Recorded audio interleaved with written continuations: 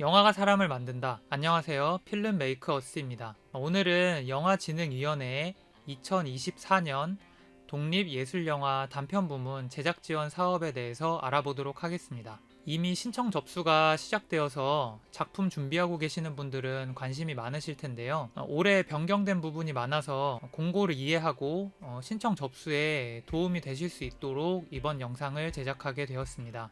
앞으로 단편 영화 제작 지원과 관련된 영상들을 꾸준히 업로드할 예정이니까 관심 있으신 분들은 채널 구독해 주시고 앞으로 업로드될 영상도 많이 기대해 주시면 감사하겠습니다. 공고문을 보기 전에 올해 공고에서 유의하실 사항 4가지를 정리해 봤습니다. 첫 번째, 연 2회 공고에서 연 1회 공고로 변경이 되었습니다. 기존에는 상반기, 하반기 이렇게 나누어서 2번 공고가 나왔었는데요. 올해에는 상반기 공고 한 번으로 변경이 되었습니다. 올해 작품 제작 계획이 있으신 분들은 이번 공고를 꼭 지원해 주시는 게 좋을 것 같습니다.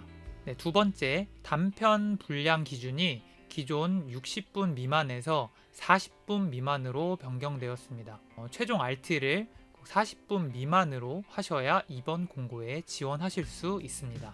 세 번째, 자부담금이 신설되었습니다. 순 제작비, 그러니까 총 예산에서 10% 이상 자기 부담금을 편성하셔야 합니다. 이 부분은 뒤에서 좀 더 자세히 알아보도록 하겠습니다. 네 번째, 총 사업기간이 기존 10개월에서 올해 연말까지로 변경되었습니다. 2월에 접수를 하고 결과 발표는 5월 중에 예정이 되어 있습니다. 실제적으로 6월부터 12월까지 총 7개월 정도 제작 기간이 확보가 됩니다. 그래서 기존의 10개월에서 7개월 정도로 사업 기간이 좀 축소되었다는 점 유의하셔야 되겠습니다. 공고문 같이 보시면서 좀 더 자세히 알아보도록 하겠습니다. 지원 개요 같이 보겠습니다. 지원 대상은 순 제작비 5천만 원 미만의 실사 단편 독립예술 영화입니다. 단편 영화의 분량 기준이 40분 미만으로 변경되었다는 점 알아두시면 되고요. 신청 접수 마감일 기준 촬영 진행률이 30%가 넘는 작품은 이번 공고에 신청이 어렵습니다. 신청 자격은 크게 연출자 개인과 제작사 이렇게 2가지로 나뉘어져 있는데요. 이번 영상에서는 연출자 개인 기준으로 보도록 하겠습니다. 영화 연출 경력이 있는 연출자 개인 또는 영화 연출 경력이 없으나 영화 크레딧 2편 이상인 연출자 개인이면 됩니다. 직구는 무관하고요. 연출 경력이 없으신 분들도 단편, 장편 상관없이 영화 크레딧 2편 이상 있으시면 지원이 가능합니다. 아래 공통사항 보겠습니다. 총 보조사업비의 10% 이상 자기부담금을 현금으로 편성해야 합니다. 여기서 총 보조사업비는 영화진흥위원회로부터 받는 보조금에 자기부담금을 더한 금액입니다. 그래서 총 제작비, 순 제작비라고 보시면 될 것 같습니다. 지원 총액은 총 4억 100만 원이고요. 선정 편수는 15편입니다. 이 선정 편수는 달라질 수 있다고 나와 있고요. 편당 지원 금액은 최대 3천만 원 이내에서 차등 지급된다고 나와 있습니다. 접수 기간은 2024년 2월 14일부터 2월 28일 수요일 16시까지입니다. 이미 신청 접수가 시작되었기 때문에 서류 작성하시는 분들은 좀 서둘러서 작성해 주셔야 될 것 같습니다. 여기 보시면 연 1회 공모라고 되어 있습니다. 신청 방법은 이 나라 도움을 통한 온라인 접수라고 되어 있습니다. 이 나라 도움이라는 신청 시스템, 정산 시스템이 있는데요.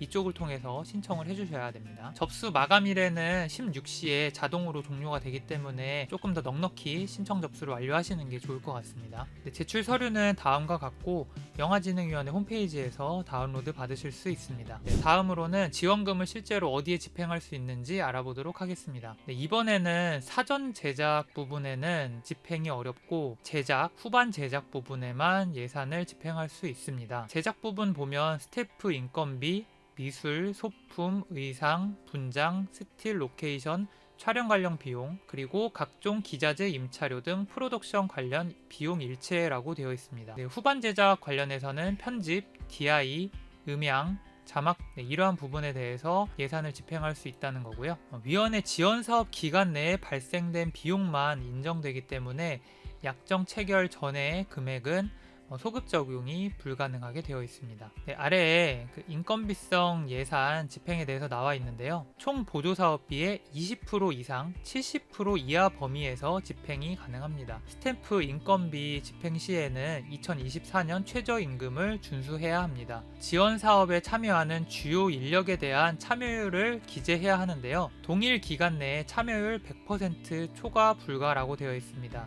이 작품에 참여하는 스태프들이 다른 작품에도 참여할 경우에는 총 참여율이 100%를 넘지 못한다는 건데요. 특히 연출자의 경우 본 작품에 대한 참여율이 100%가 되어야 합니다. 그러니까 이 말은 다른 작품에 참여하기가 어렵다는 말이죠. 인건비성 예산을 집행하는 형태는 정규직, 일용직, 프리랜서, 인적 용역에 해당되며 자세한 내용은 세부 집행 내역서를 참조하라고 되어 있습니다. 이 부분도 뒤에서 자세히 좀 알아보도록 하겠습니다. 식대 및 부식비는 총 보조사업비의 30% 이하로 집행할 수 있습니다. 기자재, 카메라나 장비 같은 거죠. 기자재나 경상비, 통신비, 임대료 등 사무실 운영비, 그리고 수리 및 수수료 비용 등은 예산으로 집행이 어렵습니다.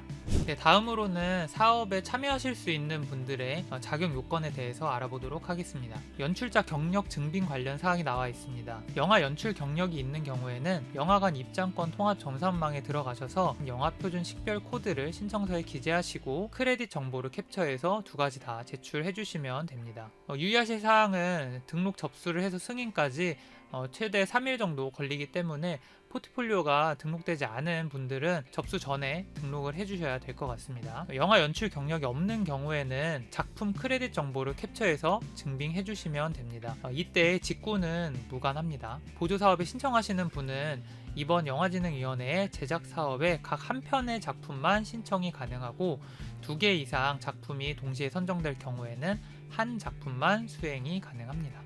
다음으로는 선정 기준 알아보도록 하겠습니다. 먼저 서류심사 선정 기준인데요. 항목은 크게 4가지로 되어 있습니다. 시나리오의 작품성 및 참신성이 50점으로 배점이 가장 크고요. 제작 계획서, 제작비 명세서 등의 충실도 및 타당성이 30점이 되겠습니다. 그리고 기존 작품, 포트폴리오의 완성도 10점, 신청자 경력 및 신뢰도가 10점, 이렇게 해서 합계 100점이 되겠습니다. 면접 심사의 경우에는 영화 제작 완성 가능성 여부가 40점으로 배점이 가장 크고요. 기획 의도 및 제작 의지에 대한 타당성 및 신뢰도 30점, 총 제작비 편성의 타당성 여부 30점, 이렇게 해서 총 100점이 됩니다. 여기에 성평등 지수가 가산점이 있는데요. 최대 5점까지 가산점이 가능합니다. 네, 이렇게 같이 공고문 살펴봤습니다. 제가 언급하지 않은 부분은 공고문을 참고해 주시면 되겠고요. 좀 헷갈리실 수 있는 부분들 몇 가지 정리해 보겠습니다. 네, 첫 번째 자기부담금에 대한 내용인데요. 공고문에 보면 총 보조사업비의 10% 이상 자기부담금을 편성해야 된다고 나와 있습니다. 네, 영진이에 신청하는 보조금의 10%가 아니라 총 예산의 10%입니다. 그래서 계산하기가 좀 어려운데 본인이 신청하고자 하는 금액의 11.2%가 최소 자기부담금이 됩니다. 예를 들면 1,000만원을 지원받고 싶다라고 하면 1,000만원의 11.2%, 즉 112만원이 자기부담금이 됩니다. 그래서 총 예산은 1,000만원 플러스 112만원 해서 1,112만원이 총 예산이 되겠습니다. 네, 두 번째, 작품이 선정되었을 경우에 보조금이 신청했던 금액보다 적게 편성될 수가 있습니다. 이럴 경우에는 자기 부담금도 그에 맞춰서 조정이 가능하다고 하니까 이 점 참고해 주시면 되겠습니다. 세 번째, 참여율에 관한 건데요. 스텝의 참여율이 100%를 초과할 수 없다라고 나와 있습니다. 이 사업에 참여하는 스텝이 다른 작품에 참여했을 경우에 50대 50 이런 식으로 참여율이 나뉠 수가 있습니다. 이럴 경우에 여러 작품을 하더라도 총 참여율이 100%를 넘을 수 없다는 말이 됩니다. 특히 연출자의 경우 지원받는 작품에 100% 참여를 해야 합니다. 다른 작품은 할 수 없다는 얘기가 되겠죠. 이 조항 같은 경우에는 영화가 현실 가능하게 제작이 되어야 된다라는 측면에서 보시면 될 것 같습니다. 네 번째, 인건비에 대한 부분인데요.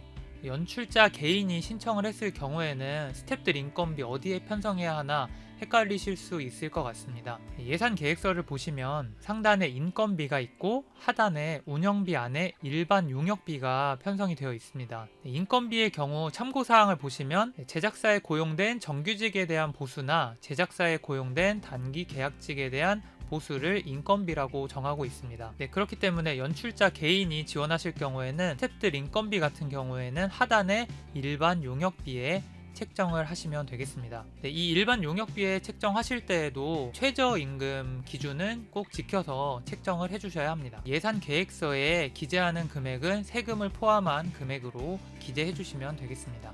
이렇게 해서 2024년 독립예술영화 제작지원 단편 부문 사업 공고를 알아봤습니다. 제가 영상에서 다루지 않은 부분들도 있는데요. 이런 부분들은 사업 공고문을 보시면 자세하게 나와 있습니다. 참고해 주시면 감사하겠고요. 신청서 작성이나 제작계획서 작성하시는데 어려움을 겪는 분들이 많을 거라고 생각을 합니다. 제작계획서 작성하는 방법도 곧 영상을 제작해서 업로드할 예정이니까 채널 구독 꼭 해주시고 앞으로 올라오는 영상도 기대 많이 해주시기 바랍니다. 영화가 사람을 만든다.